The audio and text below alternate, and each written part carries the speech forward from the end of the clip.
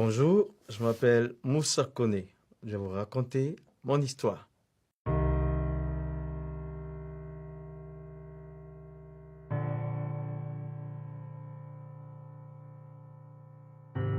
Mon père était un imam, mon grand-père était un imam, et moi j'ai été imam pendant 10 ans. J'étais l'assistant de mon père, qui était un missionnaire de l'islam. Et c'est lui qui m'a formé, m'a enseigné le Coran, et j'ai fini de lire les 114 chapitres pendant 5 ans, et on est revenu pour faire le tafsir, le sens de chaque mot, pendant 5 autres années. Et donc, mon père était pour moi un héros, je voulais lui ressembler, être un imam comme mon père, être un imam comme mon grand-père. Alors, il y avait cette question que j'ai posée à mon père. Pendant que nous lisons le Coran, si la mort intervient, est-ce que nous allons partir au paradis? Et là, sa réponse a été, on ne peut pas le savoir pendant que nous sommes vivants. Parce qu'il y aura des balances qui seront érigées au jour du jugement et ça va peser les œuvres de chaque personne. Et donc, à cela, j'ai commencé moi-même mes propres recherches. Alors, je commence par la 100e sourate dans le Coran.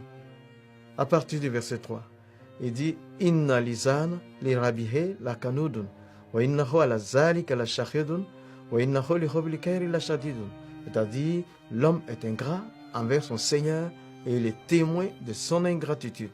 Le Coran veut dire que tous sont pécheurs, tous les humains pêchent.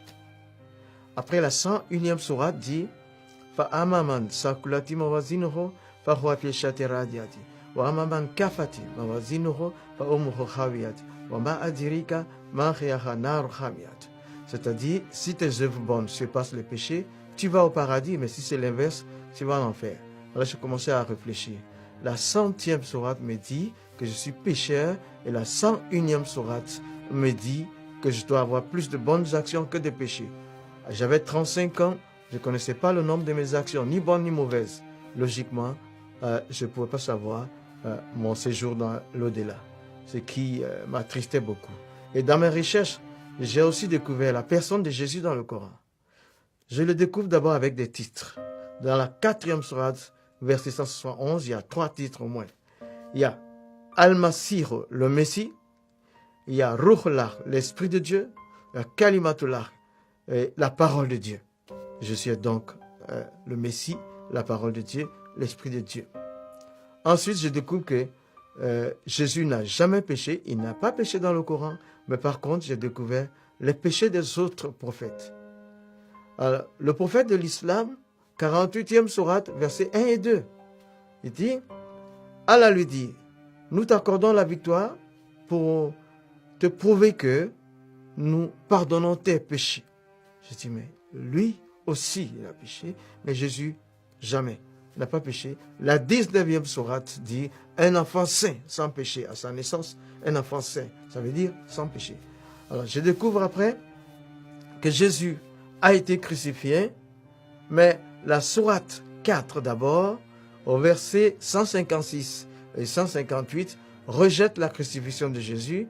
Ces versets disent que quelqu'un d'autre a été crucifié à sa place. Mais par contre, la 3e sourate, le verset 55, un dialogue entre Allah et son prophète Jésus dans le Coran.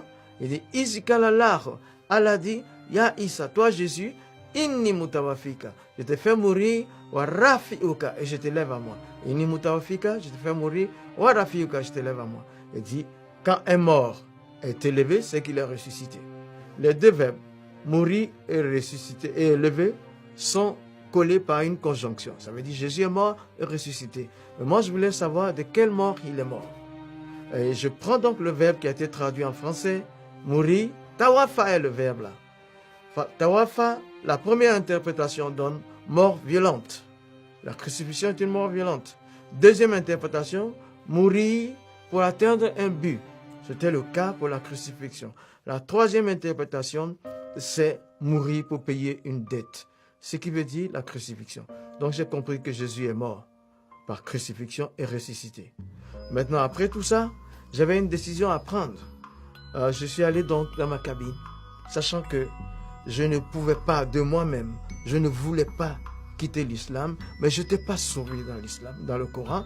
Donc, j'ai vu Jésus qui est au-dessus des autres. En ce moment-là, je devais prendre une décision. Mais j'ai interrogé Dieu. Je dis, je suis le 14e imam, depuis la génération de mon père. Et là, je sens que je ne suis pas sauvé.